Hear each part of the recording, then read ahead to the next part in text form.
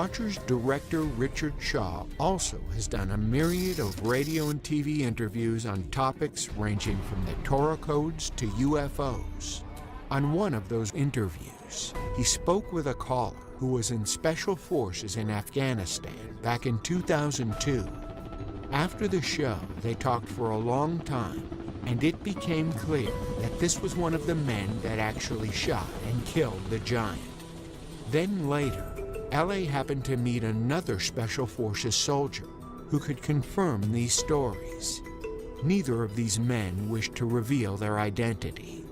We filmed them in remote locations because of their military backgrounds and the sensitive nature of what they're revealing. But both felt it was imperative to finally tell the truth.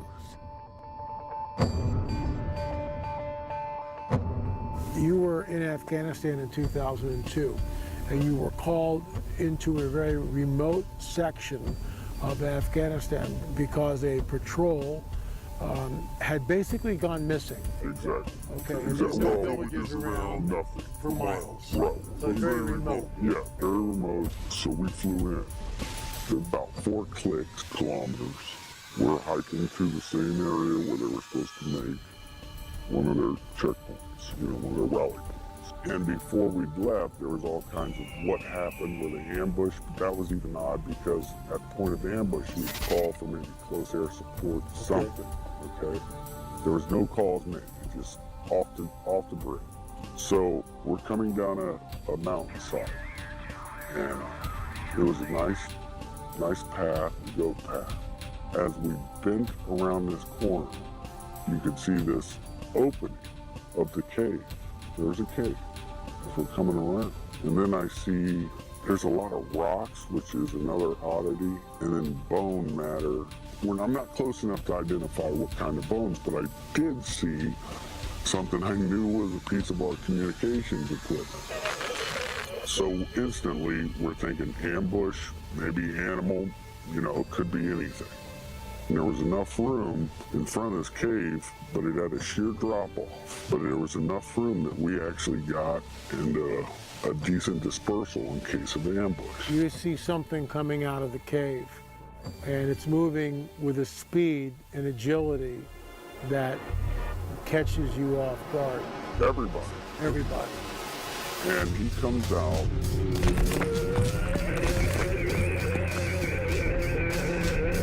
It was a man at least 12 to 15 feet in height. This is a monster. Red beard, then his hair was longish past the shoulder, a scarlet red, and Dan runs at him and starts shooting, which broke all of us into the reality.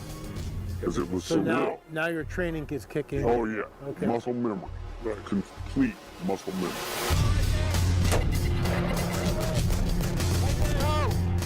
While Dan is moving at him, another bro of mine's laying down fire and I start firing.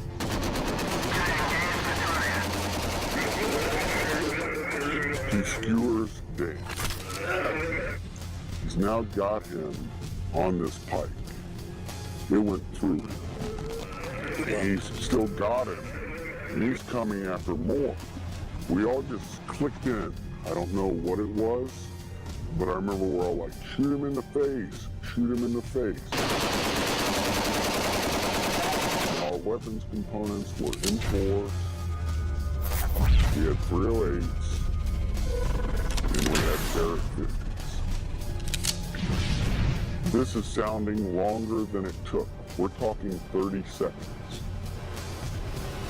And he's taking multiple hits, and is still moving. And people have a right to know about this stuff. I mean, if there are 15-footers or 18-footers roaming the planet, and our military has brought them down, I mean, we have a right as American citizens. I mean, this isn't classified military stuff. This is something that we need to know, and it points back to the biblical prophetic narrative. What are your thoughts on that? I think, here's my personal opinion. My personal opinion is if it points that the Bible's accurate, they don't want it. If it goes against Darwinian evolution, it's not to be spoken of. So you're out in the boonies running around looking for high-value targets? Correct. Okay. And we're doing those operations, and as we're getting into firefights, we're getting into different scrimmages, you want to put it that way, we would come back to the base and we started hearing this rumor about a unit that killed this, what they started calling this really tall person. At first I didn't think anything of it, and then come to find out that the person that they killed actually was 3 times the size of a man, had extra digits on their hand and digits on their feet, and had red hair, and a special unit had come in and wanted this target.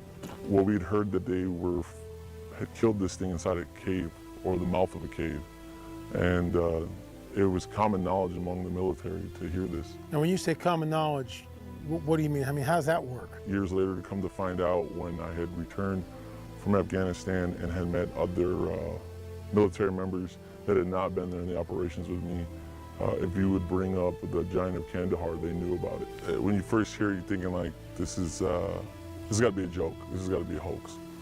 But then after things go down a certain way and you keep hearing it, you start to realize it's not a joke. Our contact said 2002 is when they shot this 15-footer or taller, and you're now in this, you know, in the service around 2005. This word has gotten out, and what I find interesting here too is that if you're going to create a hoax, I get that, but you got details: 6 fingers, red hair, double rows of teeth, 6 digits on the toes, and of course that brings it right back into what we hear about in the biblical prophetic narrative, specifically the Nephilim. Your thoughts? I agree. And you have to assume that the giant is not alone, that the giant is not the only being living on this planet. There's got to be a whole school of them somewhere. You know, maybe he's got a female mate, maybe he's got children, who knows. Unfortunate that he had to attack our soldiers rather than be somewhat peaceful, but I guess that comes with the territory. Dan was dead, okay? And Wyatt is a good man, probably one of the best men I know, now dead. Before I'd left, they were already starting what they call a 9-line, which is a medevac request.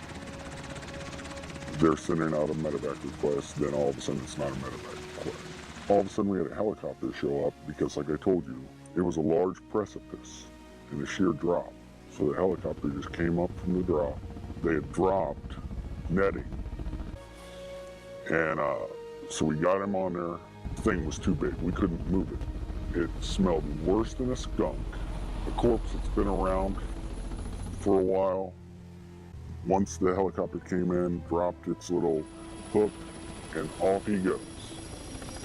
The communication was sent out that we had a very large possible human creature.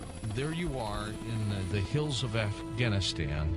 How many troop members are you with? We had 6 on my crew, and when we say hills of Afghanistan, for us, we did not fly into the wilderness. We actually flew into a base.